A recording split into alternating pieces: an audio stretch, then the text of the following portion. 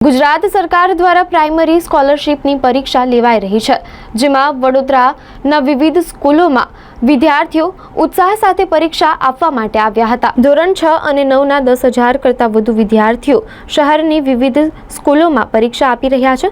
સૌથી મહત્વની વાત, વડોદરાની નગર પ્રાથમિક શિક્ષણ સમિતિના 2,000 કરતાં વધુ વિદ્યાર્થીઓ પરીક્ષા આપવા બેઠા હતા।